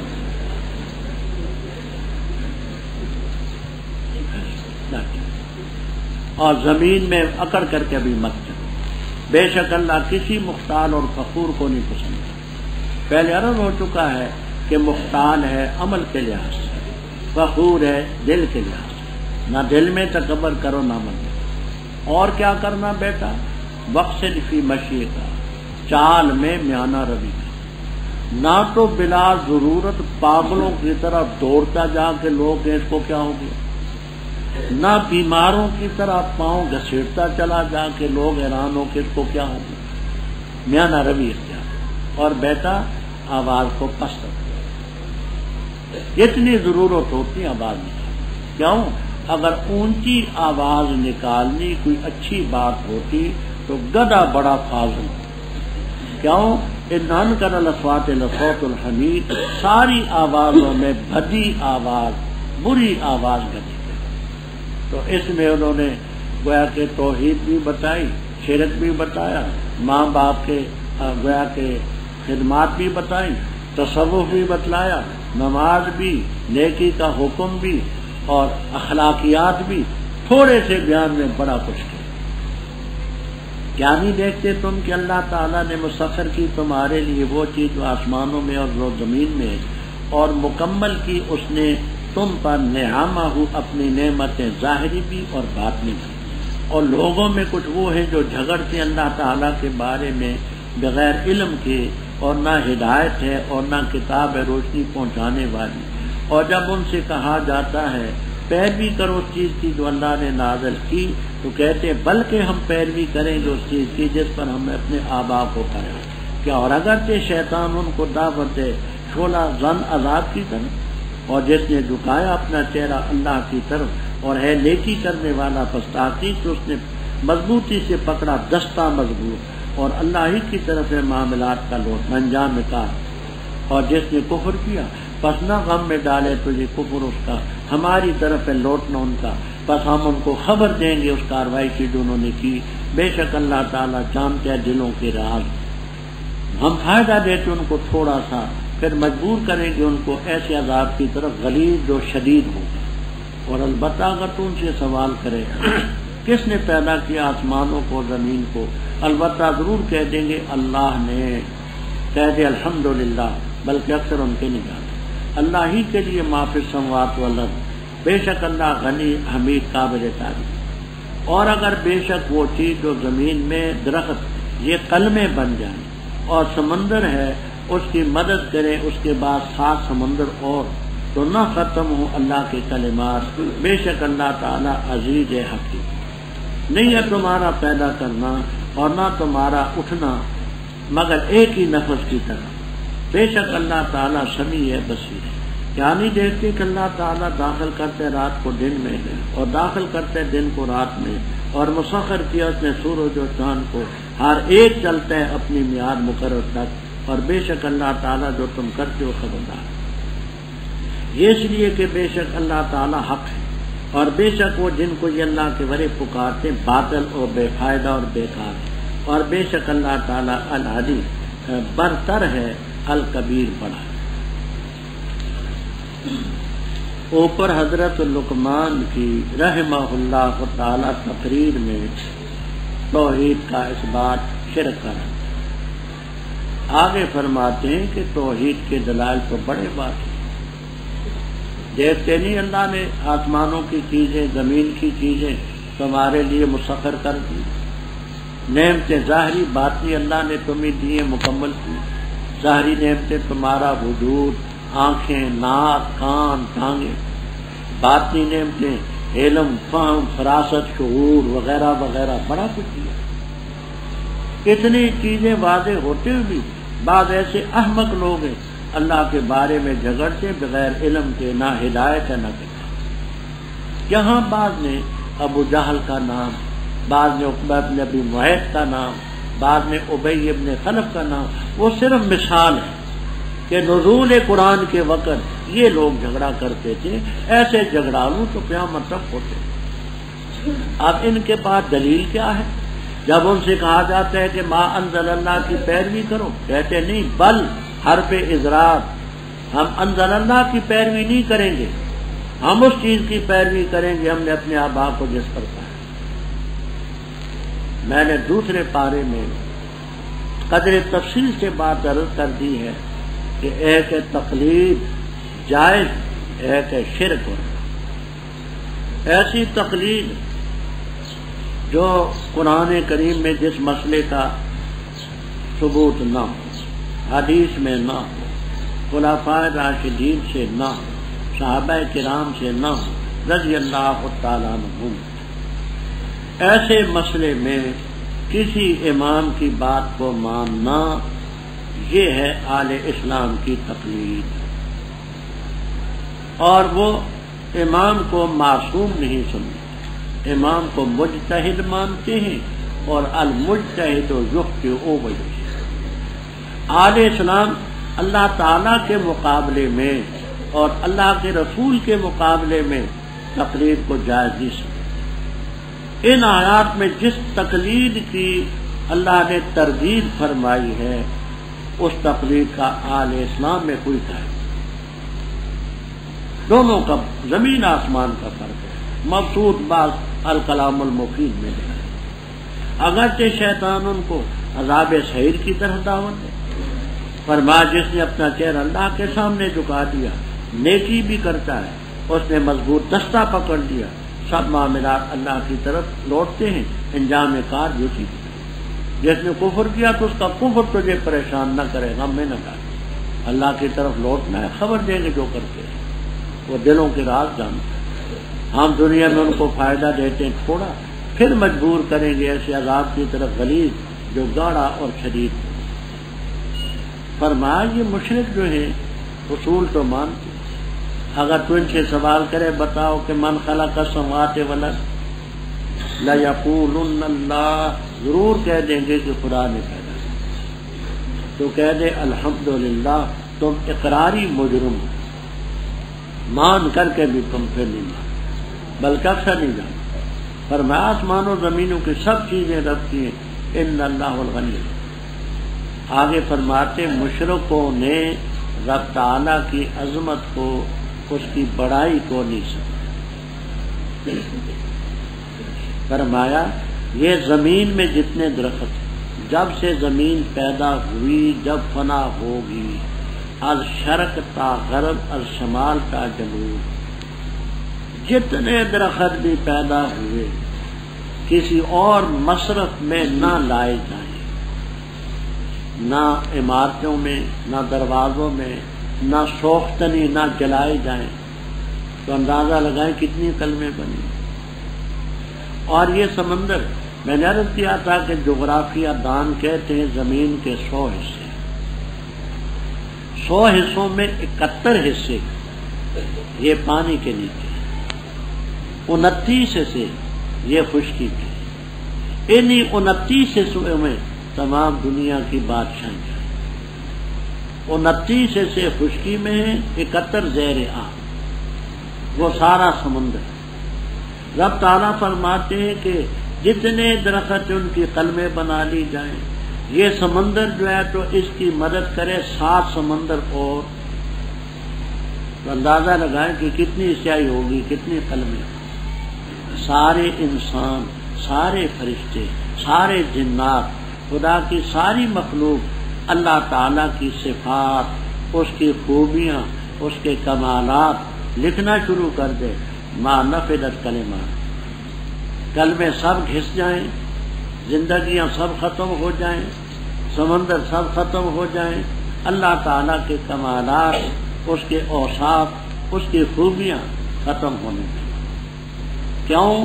یہ سمندر بھی محدود اور متناہی ہے، مخلوق بھی محدود اور متناہی، کلمے بھی، درخت بھی محدود اور متناہی۔ اللہ تعالیٰ کی صفات غیر محدود، غیر متناہی۔ ظاہر بات ہے کہ متناہی غیر متناہی کا احاطہ تو نہیں کر سکتا، ایسی ذات کے ہوتے ہوئے کسی اور سے مانگنا کتنا سکتا۔ اکبر الہ آبادی کہتے ہیں اسی سے مانگ جو کچھ مانگ نہ ہو اے اکبر، اسی سے مانگ جو کچھ مانگ نہ ہو اے اکبر، یہی وہ در ہے کہ ذلت نہیں سوال کے۔ ایک اور شاعر کہتا ہے دینا ہے اپنے ہاتھ سے اے بے نیاز دے، کیا مانگتا پھرے تیرا سائل جگہ۔ نسائی کی روایت میں آتا ہے من لم یسأل اللہ یغضب علیہ، جو رب سے نہیں مانگتا رب اس سے ناراض۔ دیکھیے سمجھانے کے لیے میں بات کرتا ہوں، گھروں میں بیویاں بھی ہیں، بچے بھی ہیں، بچیاں بھی ہیں، سب کے گھروں میں۔ فرض کرو کسی کا بچہ بجائے باپ سے مانگنے کے محلے میں کہے مجھے کتاب لے دو، مجھے سلیٹ لے دو، تختی لے دو، جوتی لے دو، کرتا لے دو، ٹوپی لے دو، غریب سے غریب آدمی بھی اس کو نہیں گوارا۔ کیوں؟ کہے گا میں باپ ہوں، میں چوری کر کے لاؤں، ڈاکہ ڈال کر لاؤں، مجھ سے مانگو، لوگوں سے محلے سے کہیں۔ اور فرض کرو کسی کی بیوی محلے میں کسی کو کہتی ہے مجھے کنگھی خرید دو، مجھے پراندہ خرید دو، ہاں مجھے جوتی خرید دو، مجھے سلوار پرتوب اور ستھن خرید دو، جی کوئی ہے غیرت مند اس کو گوارا کرتا؟ تو الیاذ باللہ اس کا مطلب یہ ہوا کہ رب تعالیٰ کو ہم نے الیاذ باللہ ثم الیاذ باللہ اس کو ہم نے ایک نکمی شے سے من لم یسأل اللہ یغضب۔ اس رب کی صفات اتنی ہیں کہ ساری زندگی ختم ہو، سب دریا ختم ہو جائیں، قلمیں گھس جائیں، اس کی تعریف ختم ہو جائے۔ یہاں ایک اور بات بھی سمجھ، بعض ملحدین نے ایک اعتراض کیا ہے۔ اعتراض یہ کیا ہے کہ ایک آدمی شرک کرتا ہے بالغ ہونے کے بعد 1 ہفتہ یا 1 مہینہ یا 1 سال، 10 سال، 20 سال، 30 سال، 40 سال، تو محدود زمانے میں تو کرتے ہیں کفر شرک، اور تم کہتے ہو کہ سزا اس کو غیر محدود ہوگی، ابداً ابدا ہوگی، تو یہ تو انصاف کے خلاف ہے۔ زائغین کا، گمراہوں کا سوال سمجھے کہ بالغ ہونے کے بعد 1 گھنٹہ کرے، 1 منٹ کرے، تو بالغ ہونے کے بعد گناہ تو کیا اس نے محدود زمانے میں، 10 سال کو ہو، 20 کو ہو، 40 کو ہو، 100 کو ہو، 1000 کو ہو، محدود زمانہ، اور سزا کہتے ہو ہمیشہ ہمیشہ ملے گی۔ یہ عدل اور انصاف کے تو بظاہر خلاف کہ محدود زمانے میں کرے جرم اور سزا غیر محدود زمانے۔ علماء حق بیان فرماتے ہیں کہ دیکھو تم نے بات کو نہیں سمجھا۔ اللہ تعالی کی جو صفات ہیں وہ غیر محدود ہیں، علم، قدرت، سمع، بصر وغیرہ۔ مشرک نے ڈاکہ ڈالا غیر محدود دولت، مشرک نے غیر محدود دولت پر ڈاکہ ڈالا ہے، رب کی غیر محدود صفات میں اوروں کو شامل کیا ہے، سزا بھی غیر محدود ہوئی ہے۔ رب کی صفات غیر محدود، مشرک نے دولت لوٹی ہے غیر محدود، اللہ کی صفات غیر محدود ہیں، ان غیر محدود صفات میں غیروں کو شریک کیا، تو اس لیے سزا بھی غیر محدود۔ باقی گناہ جو ہیں وہ محدود ہیں، سزا بھی محدود۔ آگے فرما دیکھو تمہارا پیدا کرنا، تمہارا اٹھا دینا ہمارے ہاں ایسا ہی ہے جیسے ایک نفس کا اٹھانا، سب کا اٹھانا، ایک کو پیدا کرنا، سب کو پیدا کرنا ہمارے ہاں یکساں۔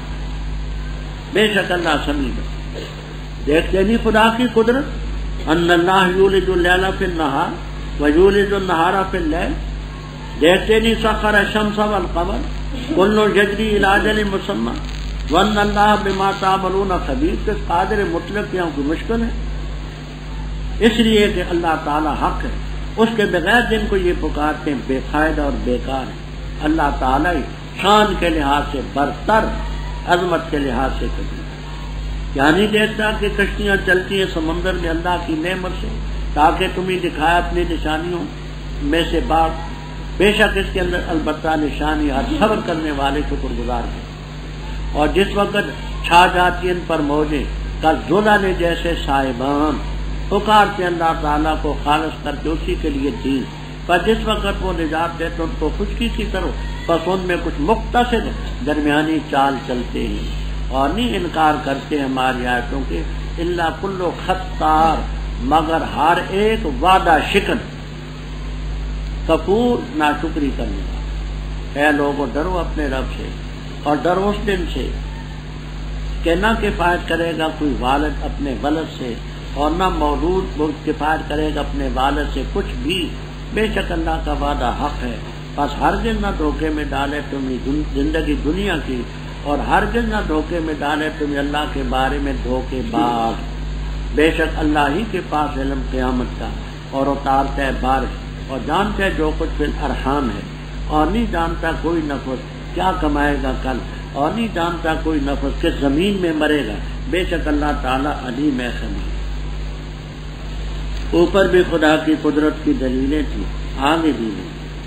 دیکھتے نہیں کہ کشتیاں سمندر میں چلتی اللہ کے فضل سے، تاکہ تم اس کی نشانیاں دیکھ لو، نشانیاں دکھلاتا ہے۔ اس میں صبر کرنے والے کے لیے، کیونکہ کشتیوں پر صبر کرنے والوں کو تکلیفیں بھی آتی ہیں، صبر بھی کرتے ہیں، کنارے پر شکریہ بھی ادا کرنے والے۔ جب ان ظالموں کو موجیں گھیر لیتی ہیں جیسے صاحبان، تو وہاں اللہ کو خالص اللہ ہی کو پکارتے ہیں، جیسے کہ پہلے آپ تفصیل سے سن چکے ہیں۔ فَإِنَّ آلِهَتَكُمْ لَا فَإِنَّ آلِهَتَكُمْ لَا تُغْنِي هَاهُنَا شَيْئًا، نسائی وغیرہ، تمہارے الہ کوئی کفایت نہیں کر سکتا۔ جب خشکی کی طرف نجات دیتا ہے ان میں کوئی مختصر نہیں، درمیانی چال چلتا ہے، کبھی رب کو پکارا، کبھی اوروں کو پکارا، اعتدال۔ اور نہیں انکار کرتے ہماری آیات کے، مگر خطار، خطار کے معنی وعدہ شکن، وعدہ توڑنے والا۔ فرمایا لوگوں قیامت کو بھی ملحوظ رکھو، اپنے رب سے ڈرو، اس دن سے بھی ڈرو کہ نہ والد اپنے ولد سے کفایت کر سکے گا، نہ مولود پیدا کیا ہوا بچہ اپنے والد کے طرف سے کفایت کر سکے گا۔ اللہ کا وعدہ حق ہے۔ دنیا کی زندگی دھوکے میں نہ ڈالے، اور غرور، خطے سے غرور ہے بر وزن رسول، یہ ہے صفت کا صیغہ۔ غرور ضمے کے ساتھ وہ ہے دھوکہ دینا، وہ مصدر ہے۔ تو دھوکے باز جو ہے وہ شیطان، تمہیں دھوکہ دے۔ اوپر قیامت کا ذکر تھا، آگے فرماتے اس کو کوئی جانتا نہیں۔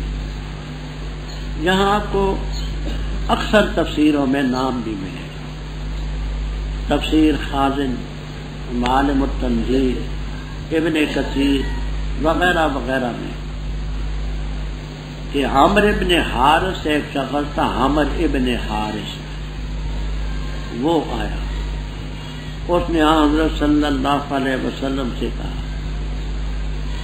کہ جی مجھے پہلی بات تو یہ بتائیں کہ قیامت کب آئے گی۔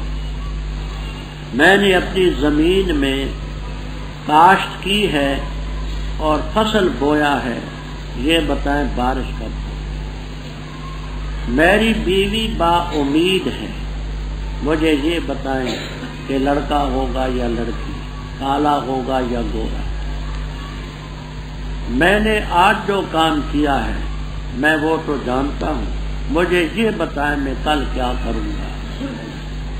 جس زمین میں میں پیدا ہوا ہوں اس کو تو میں جانتا ہوں، مجھے یہ بتائیں کہ میں مروں گا کس زمین میں۔ یہ عامر ابن حارث نامی شخص نے 5 سوالات آپ سے کیے۔ اللہ تعالیٰ کا ارشاد نازل ہوا، ان اللہ عنده علم الساعة، قیامت کا علم اسی کے پاس ہے، بارش وہی نازل کرتا ہے، اس کا علم بھی وہی جانتا ہے، ما فی الارحام کو بھی وہی جانتا ہے۔ کوئی نفر نہیں جانتا کل کیا کرے گا، کوئی نفر نہیں جانتا کس زمین میں مرے گا۔ ان اللہ علیم۔ اب یہاں باتیں تو بڑی طویل ہیں، میں ان میں نہیں پڑھنا چاہتا، صرف 1-2 اشارے تک۔ پہلی بات، ان آیات میں جن چیزوں کا ذکر ہے، ازالۃ الریب میں ہم نے حوالے نقل کیے کہ ان کے کلیات کو اللہ کے بغیر کوئی نہیں جانتا۔ بعض جزیات کو اللہ تعالیٰ وحی کے ذریعے بتلا دے تو قطعی طور پر پیغمبر جان سے کشف اور الہام کے ذریعے اللہ تعالیٰ کسی ولی کو بتا دے بعض جزیات تو وہ کشف اور الہام ظنی ہوتے ہیں، علم نہیں کہنا، پر وہ بھی جزیات کلیات نہ، ان امور کے کلیات اللہ کو بعض جزیات کا علم وہی سے ہو، ہذا مصرع فلاں ہذا مصرع فلاں، کوئی مسلمان اس کا منکر، وحی سے ہو تو قطعی، کشف اور الہام سے ہو تو ظنی۔ اچھا، دوسری بات یہ ہے کہ لہذا وہ واقعات جو اس کے خلاف ہو کے فلاں موقع پر تھا کہ آپ نے فرمایا لڑکا ہوگا، فلاں نے کہا لڑکی ہوگی، ایسا ہی ہوا، وہ جزیات ہے، وحی کے ذریعے قطعی ہے اور الہام اور کشف کے ذریعے ظنی ہے، علم کلیات کا تعالیٰ کے بغیر کوئی نہیں تھا۔ دوسری بات، ازالۃ الریب میں نے فتح الباری، عمدۃ القاری، تفسیرات احمدیہ اور تفسیر المنار وغیرہ کے حوالے سے لکھا ہے کہ ان 5 چیزوں سے 5 عالم مراد ہے، 5 عالم، اور کوئی شے ان سے خارج نہیں۔ 5 چیزوں سے 5 عوالم، عالم جو، عالم زمان، عالم قیامت، یہ 5 عوالم مراد، کوئی شے ان سے خارج نہیں، اللہ تعالیٰ کے بغیر ان کو کوئی نہیں تھا۔ تیسری بات، روح المعانی، ابو سعود، مدارک، مظہری وغیرہ میں یہاں یہ لکھا ہے کہ گویا کہ ابو جعفر منصور جو خلیفہ تھا عباسیوں کا، اس نے خواب دیکھا، خواب میں ملک الموت نظر آیا، اس کو پہچان گیا ابو جعفر منصور، اس سے سوال کیا کہ آپ مل گئے اتفاقاً، مجھے بتلائیں کہ میں کب تک زندہ رہوں گا۔ اس نے یوں یہ پنجہ، یہ دیکھیے، یہ پنجہ کھڑا کر ملک الموت، ابو جعفر اٹھا، صبح کو اس نے معبرین، تعبیر والے بلائے، اس طرح میں نے رات کو ملک الموت دیکھا ہے، میں نے پوچھا میں کب تک زندہ رہوں گا، تو اس نے یہ پنجہ کھڑا کیا، تو اس کی تعبیر کیا ہے؟ بعض نے کہا کہ آپ 5 دن زندہ رہیں، بعض نے کہا کہ 5 ہفتے